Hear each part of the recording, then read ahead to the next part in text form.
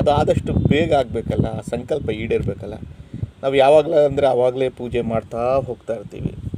So ದಯವಿಟ್ಟು ಇದನ್ನು ತುಂಬ ಕೇರ್ಲೆಸ್ಸಾಗಿ ಹೇಳೋ ವಿಷಯನ ತೊಗೊಳೋದಕ್ಕೆ ಹೋಗಬೇಡಿ. ನಾನು ಹೇಳೋ ರೀತಿಯಲ್ಲಿ ತಾವು ಸಂಕಲ್ಪ ಅಥವಾ ಕೇಳ್ಕೊಳ್ತಾ ಹೋಗಿ. ಯಾವುದೋ ಒಂದು ಶಕ್ತಿ, ನೀವು ನಂಬಿರ್ತಕ್ಕಂಥ ಶಕ್ತಿನ ಕೇಳ್ಕೊಳ್ತಾ ಹೋಗಿ. ಯಾವುದಾದ್ರು ಒಂದು ಸಂಕಲ್ಪ ಮಾಡ್ಕೊಂಡು ಕೇಳ್ಕೊಳ್ತಾ ಹೋಗಬೇಕು. ನನಗೆ ಇದಾಗಲೇಬೇಕು, ಇದು ಮಾಡಿಕೊಡು, ಅಥವಾ ಆಗಿದೆ ಅನ್ನೋ ರೀತಿಯಲ್ಲಿ ಕೇಳ್ಕೊಳ್ತಾರೆ. ನಾನು ಯಾವುದೋ ಒಂದು ಕೆಲಸ ಆಗಬೇಕಾಗಿರ್ತದೆ, ಅದು ನನಗಾಗಿದೆ ಅಂತ ಹೇಳ್ಬಿಟ್ಟು ನೀವು ನಂಬಿರ್ತಕ್ಕಂಥ ಶಕ್ತಿಗೆ, ಯಾವುದೋ ನಿಮ್ಮ ಮನೆ ದೇವರಾಗಿರ್ಬೋದು, ಆ ಶಕ್ತಿಗೆ ಧನ್ಯವಾದ ಹೇಳ್ತಾ ಅದನ್ನು ಪದೇ ಪದೇ ಹೇಳ್ಕೊಳ್ತಾ ಹೋಗಿ.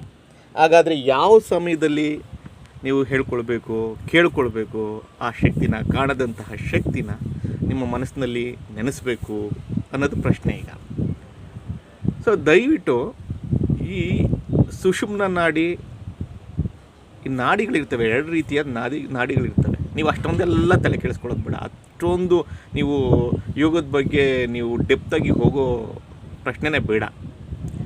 ನಿಮಗೆ ಬಲಭಾಗ ಉಸಿರಾಟನ ಸೂರ್ಯನಾಡಿ ಅಂದ್ಕೊಳ್ಳಿ, ಎಡಭಾಗದ ಉಸಿರಾಟನ ಚಂದ್ರನಾಡಿ ಅಂದ್ಕೊಳ್ಳಿ.